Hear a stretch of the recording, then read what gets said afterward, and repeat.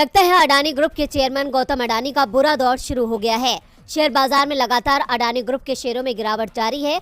ताजा आंकड़ों के मुताबिक उनकी संपत्ति को भारी नुकसान हुआ है। अडानी ग्रुप पर हिंडनबर्ग की रिपोर्ट को लेकर संसद से बाजार तक हलचल मची है। विपक्ष अडानी ग्रुप पर लग रहे आरोपों की जांच की मांग पर अड़ा है। संसद में आज भी हंगामा हुआ।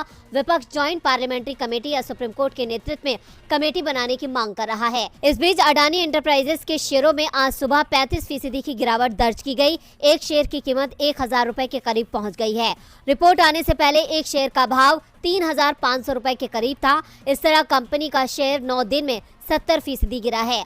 ब्लूमबर्ग के ताजा आंकड़ों के मुताबिक पिछले 3 दिनों में शेयरों की गिरावट के बाद उनकी संपत्ति में 34 अरब डॉलर का नुकसान हुआ है, जिसके बाद अडानी दुनिया के अमीरों की लिस्ट में टॉप 20 की लिस्ट से बाहर हो गए हैं।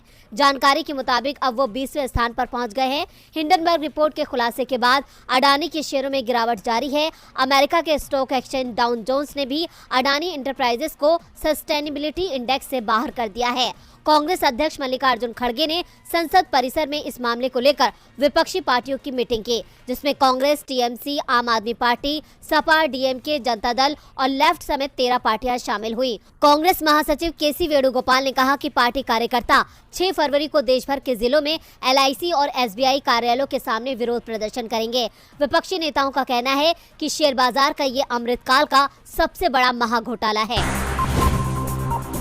जो लोग भारत की बराबरी अमेरिका जैसे विकसित देश से करने की बात कहते हैं, उन्हें इस पर भी ध्यान देना चाहिए कि अमेरिका में कितने प्रतिशत लोग सरकार को टैक्स देते हैं, क्योंकि किसी भी देश की अर्थव्यवस्था में आम नागरिकों के भरे जाने वाले टैक्स की बड़ी भूमिका रहती है। हमारे देश में इनकी संख्या सिर्फ 6% है, जिसमें से 5.5% शून्य टैक्स है। मतलब सिर्फ आधा प्रतिशत लोग ही टैक्स देते हैं। 2020-21 में जो आंकड़े जारी हुए थे, उसमें 8.22 करोड़ लोगों को करदाता बताया गया था, जिसमें से 7.5 करोड़ लोगों का टैक्स शून्य था। यानी सिर्फ 72 लाख लोग ही टैक्स देते हैं। 132 करोड़ की जनसंख्या वाले देश में सिर्फ 72 लाख लोग हैं जिनसे सरकार टैक्स कलेक्ट करती है। भारत में 1 करोड़ से अधिक का इनकम टैक्स भरने वाले लोगों की संख्या 5072 है। 50 लाख से 1 करोड़ रुपए टैक्स चुकाने वाले 12,963 लोग हैं। 10 लाख से 50 लाख टैक्स देने वाले 1,96,535 लोग हैं। 1 लाख से 10 लाख रुपए टैक्स देने वाले लोगों की संख्या 27,93,363 है।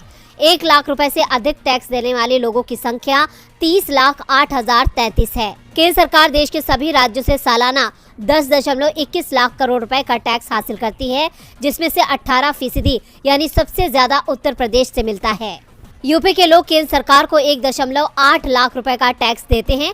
वहीं बिहार और मध्य प्रदेश की जनता 10 और 8%, जबकि महाराष्ट्र और राजस्थान से सरकार को 6% टैक्स मिलता है। आपको बता दें कि अमेरिका की 45 करोड़ की आबादी में से 60% लोग सरकार को टैक्स देते हैं, यानी 27 करोड़ लोग टैक्स देते हैं।